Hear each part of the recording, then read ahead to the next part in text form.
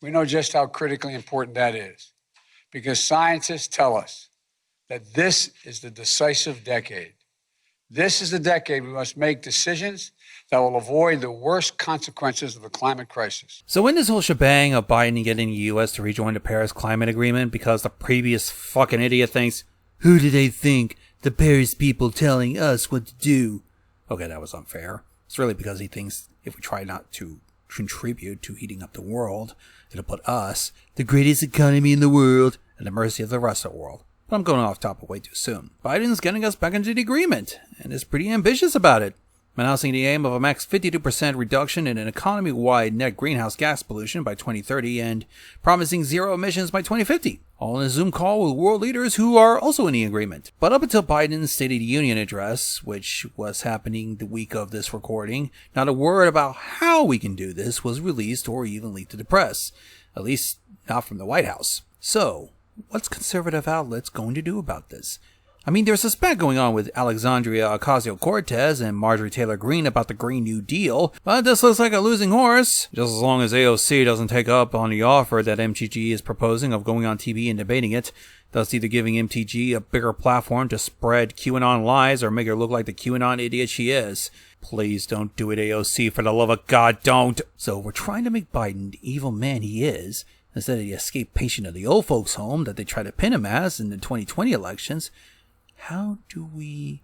Oh yes, burgers. The Daily Mail remembers a study by the Center of Sustainable Systems out of the University of Michigan called Implications of Further U.S. Diet Scenarios on Greenhouse Gas Emissions, published January 13, 2020, and talked about how our consumption of red meats, like ground beef and poultry, is impacting climate change, suggesting if we can cut down 90% of the red meat, limiting ourselves to 4 pounds of meat a year, it'll help reach ideal numbers to cut down greenhouse gases.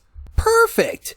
Since Biden won't talk of what he's going to do, we can market this as an attack on America. I mean, America loves burgers, like they love guns, beer, and systemic racism against black people. Plus, it'll double as an attack on the Green New Deal, and going green in general, because America also loves oil. And knows windmills can cause cancer, windmills look bad on a golf course, and the sun goes away at night, which means no solar energy. There's no way they'll backfire on us, right? Shut your stupid ass up! And just like a typical Top Gear Grand Tour challenge, it went about as well as you think. They often forget that Biden said nothing of the sort. At fuck it all. And the study at the University of Michigan is reliant on a number of simplifying assumptions, and is no way a good idea to use this for making green policies and proposals. Or hell, any sort of policy and proposals in general. I mean, you can't be able to use a study to change your diet because you find out red wine makes your heart strong, but another one the next week is going to remind you that wine side effects include liver damage, loss of motor functions, and DUI arrests. Which could only mean that the graphics Fox News ran following this looks silly and stupid. And the whole idea Larry Kudrow, former advisor to Mr. 45, had of forcing us to grill Brussels sprouts and throw back a plant-based beer on the 4th of July is just downright mental. Can you grill those Brussels sprouts? So get ready. You can throw back a plant-based beer with your grilled Brussels sprouts and wave your American flag. I mean, for one, beer is made of plants.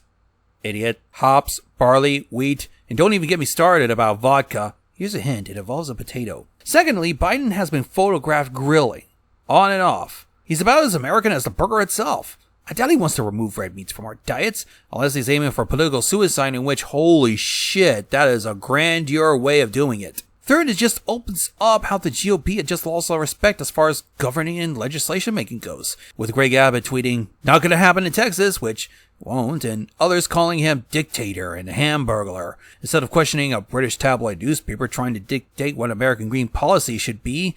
It just shows that a party platform of doing absolutely jack all but social media political theater with a headlining act of owning the libtards is not the best policy. It won't stop the earth from getting warmer and making severe weather events more stronger, if they even give two shits about it. It won't create jobs in growing areas, and it's not reflective of even the majority of Americans who aren't on Twitter and are not furry artists trying to earn a living while they get screwed by Patreon, PayPal, and MasterCard dictating no fun anytime. And that's a smaller percentage than, 22% of American adults? And the GOP is really screwed on any sort of credibility at this rate. with history now judging them for the actions of January 6th, not including the insurrection, but trying to reject the electoral college votes to make Trump president again, Matt Gaetz's sex trafficking, Ted Cruz in general, and 2 nutcases waving guns around like Rambo with tits and a vagina. And the hill they chose to die on was about burgers. They had a hill with the immigration issues brought on by the previous administration that Biden now inherits. And it's easy to blame him. It worked before, with Bush-era policies on immigration inherited by Obama and a government stacked against it. But no, they just gave up on that and went with burgers.